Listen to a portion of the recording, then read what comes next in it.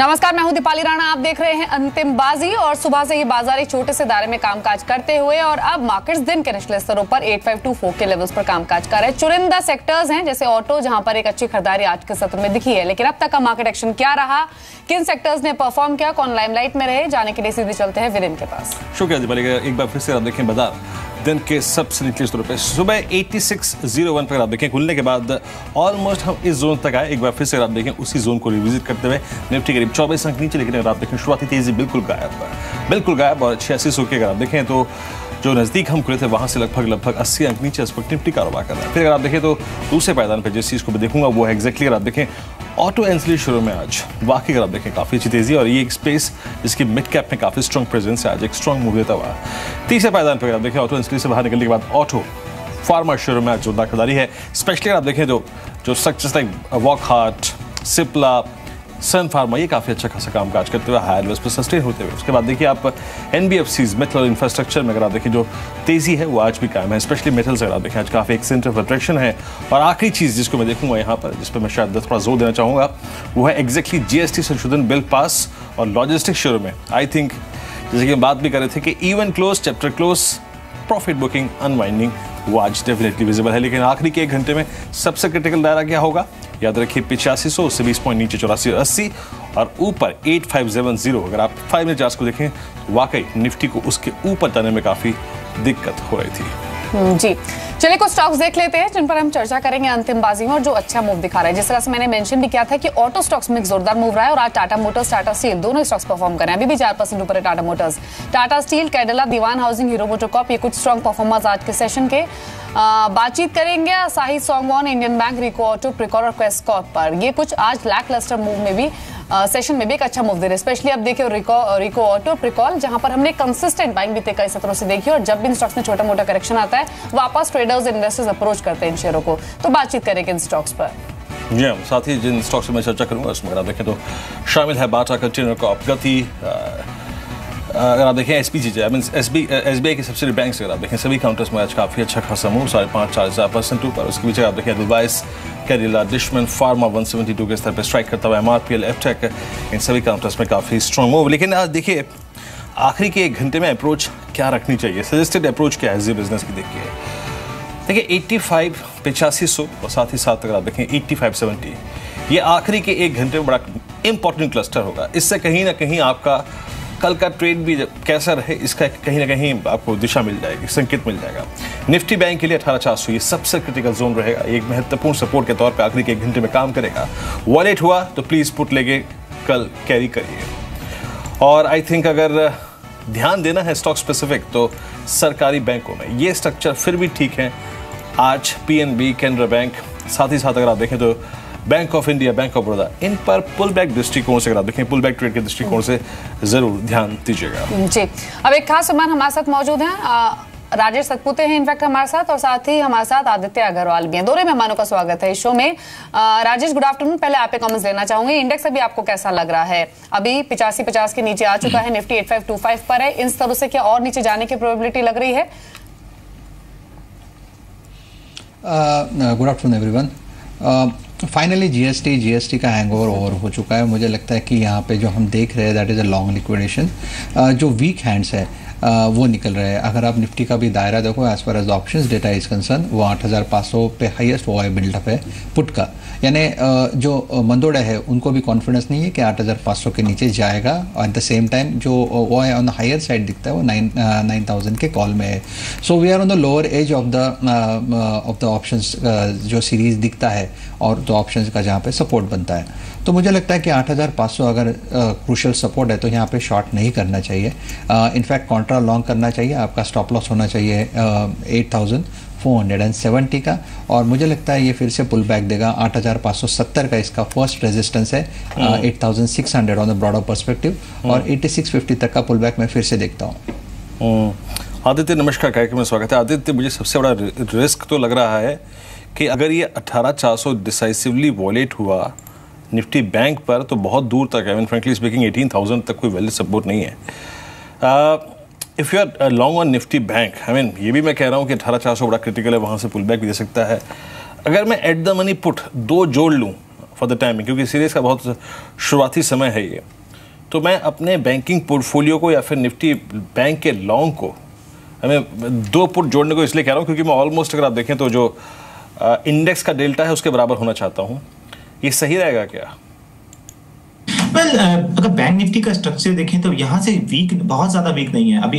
Bank Nifty काफी narrow band में trade कर रहा है। 18,400 18,500 काफी इंपॉर्टेंट सपोर्ट लेवल हैं। उसी तरह ऊपर में देखें तो 19,200 काफी स्ट्रॉन्ग रेजिस्टेंस भी है। तो 700 पॉइंट की रेंज में देखें तो बैंक निफ्टी पिछले 2 या 3 हफ्ते से ट्रेड कर रहा है। प्राइवेट सेक्टर बैंक में जो हमने एक शॉर्ट बिल्डअप होते हुए देखा है, जिसके चलते बैंक निफ्टी पिछले 3 से 4 दिन से प्रेशर में है। लेकिन इसके विपरीत अगर हम देखें तो पीएसयू बैंक्स में एक अच्छी बाइंग देखने को मिल रही है। अच्छे करेक्शन के बाद सभी स्टॉक एक अच्छे एक्यूमुलेशन के बाद अभी एक वापस एक पुल बैक के लिए रेडी हो गए हैं। लेकिन प्राइवेट सेक्टर बैंक का वेटेज काफी ज्यादा है बैंक निफ्टी में, जिसके चलते बैंक निफ्टी थोड़ा सा प्रेशर में रहेगा। पुट ऑप्शन बाय करने की रणनीति अच्छी है, लेकिन मैं कहूंगा थोड़ा सा वेट करिए। बैंक निफ्टी फ्यूचर्स को 18,500 के नीचे एक बार ब्रेक करने दीजिए। अगर उसके नीचे सस्टेन करता है तो डेफिनेटली बैंक निफ्टी का एक put option, 2 put option buy करके चल सकते हैं। But as of now bank Nifty में शॉर्ट करके नहीं चलना चाहिए, क्योंकि अपने सपोर्ट के आसपास चल रहा है। अगर फ्यूचर्स में भी किसी को शॉर्ट करना है तो मेरी सलाह है कि 18,500 के नीचे अगर जाता है वहां पे शॉर्ट करना चाहिए विद टारगेट ऑफ 18,100। जी, आप देखिए आज अगर Tata Motors, DVR, bank of Baroda इन जैसे स्टॉक्स ने सपोर्ट नहीं किया होता तो शायद मार्केट्स इन स्तरों से भी और नीचे होते, क्योंकि आज दिन भर आप देखिए इन स्टॉक्स ने अपनी स्ट्रेंथ को होल्ड रखा है। सबसे पहले आप टाटा मोटर्स और टाटा मोटर्स डीवीआर का प्राइस सेक्शन देख लीजिए। 2.5% ऊपर अभी भी टाटा मोटर्स डीवीआर है और टाटा मोटर्स 4.25% की बढ़त लेकर दिन के उच्चतम स्तरों पर है। राजेश, अभी टाटा मोटर्स और टाटा मोटर्स डीवीआर अच्छी आउट परफॉर्मेंस दिखाई आज के सेशन में इन दोनों ही शेयर्स में, लेकिन अगर किसी ट्रेडर ने पोजीशन बनाई हुई है तो क्या अभी भी होल्ड करना चाहिए? इन स्तरों से और ऊपर जा सकते हैं ये 2 स्टॉक्स? देखिए, मुझे लगता है कि टाटा मोटर डीवीआर ये ट्रेडर्स फेवरेट काउंटर है। और अगर उसका जीएसटी के साथ संबंध लगाया जाए तो जीएसटी के से उनको भी बेनिफिट है। टाटा मोटर्स का 2 दिन पहले का मूव देखो तो टाटा मोटर्स में सेलिंग हुआ था, एक शॉर्ट कॉल यहाँ पे इनिशिएट हुआ था। इनफैक्ट मैं ये कहूँगा 502 503 के आसपास का इसका रेजिस्टेंस रहेगा। पर्सनल लेवल पे मुझे लगता है कि टाटा मोटर फ्रेश लॉन्ग करना थोड़ा डिफिकल्ट है at this point of time. In fact मुझे लगता है कि बाजार अभी संभलता है तो टाटा मोटर डीवीआर में करेक्शन आ सकती है। मेरा टारगेट टाटा मोटर में बेयर का टारगेट रफली रहेगा 455 का। मुझे लगता है दैट विल एक करेक्शन है। दिस इज, अगर आप अकॉर्डिंग टू इलियट जाओ तो ABC, दिस इज बी, एक टेक्निकल पुल बैक है और उसके बाद ये फिर से करेक्शन में आएगा। तो मुझे लगता है टाटा मोटर उतना स्ट्रांग नहीं है। अगर मेरे पास होता तो डेफिनेटली मैं यहाँ पे लॉन्ग लिक्विडेशन की सलाह दूंगा। इस बीच आप देखिए बैंक ऑफ बड़ौदा को स्पेशली 2 बजे के बाद इसने क्या स्ट्रॉन्ग मूव लिया है 153.50 पे। मैं एक बार फिर से अपने आप को बैंकिंग स्टॉक्स से सीमित रखना चाहूँगा। आई मीन आप 4 स्ट्रक्चर्स को देखिए Aditya, bank of Baroda, PNB, bank of India, Canara bank. अगर पुल बैक ट्रेड करना है आदित्य, ये बास्केट कैसे लगती है? मैं SBI को जानबूझ के नहीं छोड़ रहा हूँ आदित्य। SBI के रिजल्ट्स भी ड्यू हैं और साथ ही साथ SBI 230 का बड़ा क्रिटिकल सप्लाई जोन विटनेस भी कर रहा है। आप क्या अप्रोच सकते हैं? मैंने यहाँ पर इन लेवल्स पे अगर PSU बास्केट्स में मेरे को रिस्क लेना है तो बेस्ट कंटेंडर्स कौन से हैं? मुझे लगता है कि PSU बैंक्स में लॉन्ग बनाना है तो बैंक ऑफ बड़ौदा इस समय एक सबसे स्ट्रॉन्ग कैंडिडेट है। स्टॉक में ऊपरी स्तर से एक अच्छा एक करेक्शन देखने को मिला है। 145 148 की रेंज में अच्छा सपोर्ट था स्टॉक में, और 4 दिन से देखें तो स्टॉक उन्हीं लेवल्स के आसपास सपोर्ट लेके वहां से घूम जाता है। आज के सेशन में वापस एक फ्रेश बाइंग देखने को मिली है, 4.5% सॉफ्ट इंटरेस्ट बढ़ा है। तो यहाँ से हमारा इमीडिएट टारगेट जो बैंक ऑफ बड़ौदा बनता है वो बनता है 160 का। अगर स्टॉक उसके ऊपर निकलता है तो 170 तक के लेवल्स दिखा सकता है। तो बैंक ऑफ बड़ौदा देखें तो करंट लेवल से रिस्क रिवॉर्ड के रेशियो से काफी अट्रैक्टिव है। दूसरा स्टॉक रहेगा PNB में हमने कोई बहुत अच्छी बाइंग आते हुए नहीं देखी, लेकिन लोअर लेवल्स पे देखें तो 118 119 के लेवल पे काफी स्ट्रॉन्ग सपोर्ट है और वहां से हमारे एक पुल बैक आते हुए देखना है स्टॉक के अंदर। तो यहाँ पे एक छोटे से स्टॉप लॉस 119 के स्टॉप लॉस से एक लॉन्ग बनाकर चल सकते हैं। ऊपर में हमको लगता है कि 130 तक के लेवल्स PNB आने वाले कुछ दिनों में दिखा सकता है। चलिए इमामी की बात कर लेते हैं। नतीजे आए हैं इन नंबर से बातचीत करने के लिए मिस्टर NH भंसाली हमारे साथ मौजूद है, CEO हैं फाइनेंस इमामी से। Mister Bhansali, good afternoon sir. Numbers जो आए हैं उन्होंने थोड़ा सा डिसअपॉइंट किया है, क्योंकि हमने देखा है कि 49% के आसपास के ऑपरेशनल ग्रोथ के बावजूद भी जो कंपनी के प्रॉफिट्स हैं वो 35% नीचे आए हैं। और अगर तो एग्जैक्टली आप बता पाएंगे कि इस प्रेशर के पीछे क्या वजह रही, या फिर ओवरऑल जो नंबर्स रहे हैं वो कैसे दिख रहे हैं?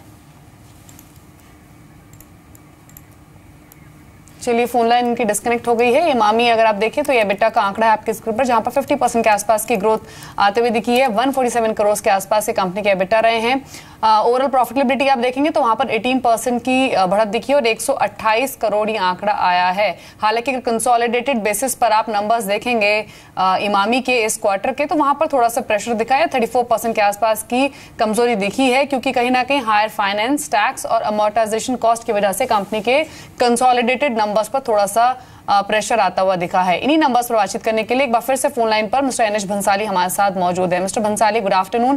पहला कमेंट आपका प्रॉफिटेबिलिटी फ्रंट पर ही मैं लेना चाहूंगी। अगर हम कंसोलिडेटेड बेसिस पर देखेंगे तो एक स्ट्रॉन्ग ऑपरेशनल ग्रोथ के बावजूद भी कंपनी के जो प्रॉफिट्स है वो थोड़े से प्रेशर में दिखी हैं।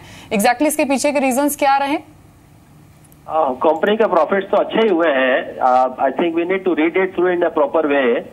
आप देखिए, मेरा first on the top line sales का ग्रोथ 20% का हुआ है, और ये सेल्स का ग्रोथ प्रॉफिटेबल सेल्स का ग्रोथ है, और एबिटा का ग्रोथ 49% का है। एंड आप देखेंगे कैश प्रॉफिट 17.5% से ग्रो हुआ है, और हमारे EBITDA margin and gross margin, EBITDA margin has improved by 450 basis points and gross margin by 390 basis points, right? So overall the profitability has been good. While since in the last quarter, compared to last quarter for the previous year, there was Cash King का जो amortization was for only for 10 some few days only, so it was very little, and in this quarter it is relatively higher.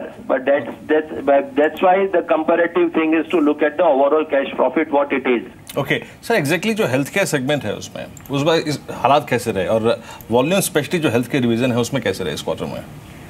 Health care division का भी business तो अच्छा ही, performance अच्छा ही रहा। आप अगर देखें, health care business has grown by 14%, which is led by Pancharishta का अच्छा ग्रोथ हुआ है। Nityam Churna tablets has done good. Generics और एथिकल रेंज ने भी अच्छा किया है। So overall health care business is also doing good.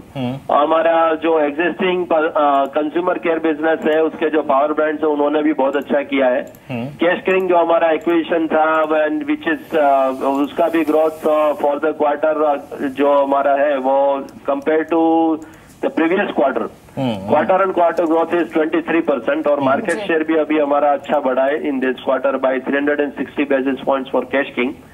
And power brands भी जो हमारे नवरत्न है, बाम से, फेयर एंड हैंडसम है, बोरोप्लस है, this all have done good job. In many of the cases, market shares have increased as well. Okay, Mr. बहुत बहुत शुक्रिया सर इन नंबर से बातचीत करने के लिए, राय रखने के लिए।